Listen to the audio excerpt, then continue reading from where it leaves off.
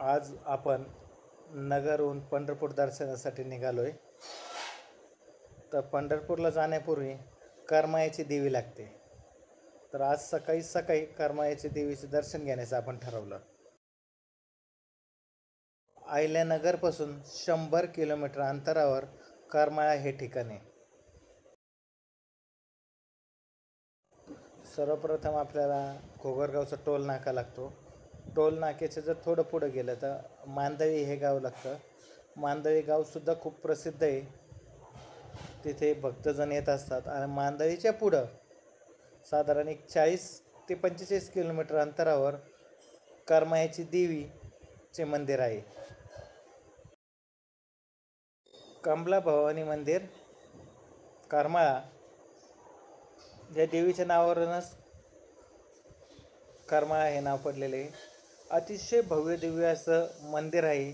दगडी बुरुंज आहे. तिथं समोरच जर प्रवेश केला तुम्हाला दगडीच्या खांबाच्या आतमध्ये नंदी तुम्हाला दिसेल.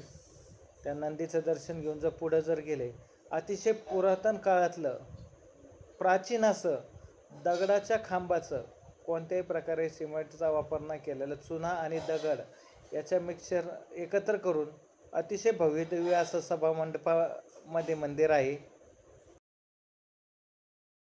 आता आपण दर्शनाला जाऊया.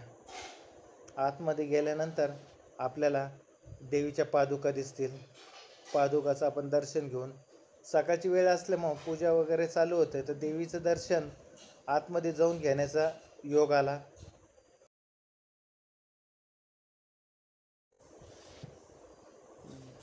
देवीची मूर्ती डोळे भरून पाहिले, खूप छान मनाला वाटले.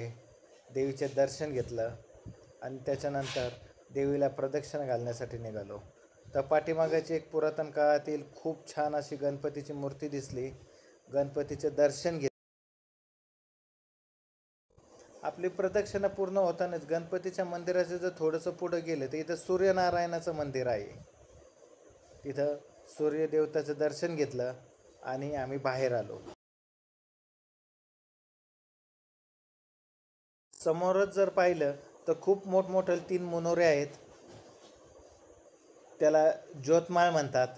त्या ज्योतमाळीला ज्यावेळेस नवरात्र असतात त्यावेळेस त्याच्यावरती खूप छान प्रकारे दिव्याची रोषणाई केली जाते.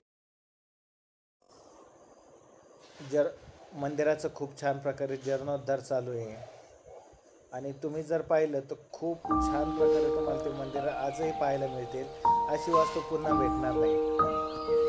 तर येणार ना मग करमायाच्या देवीच्या भेटीला.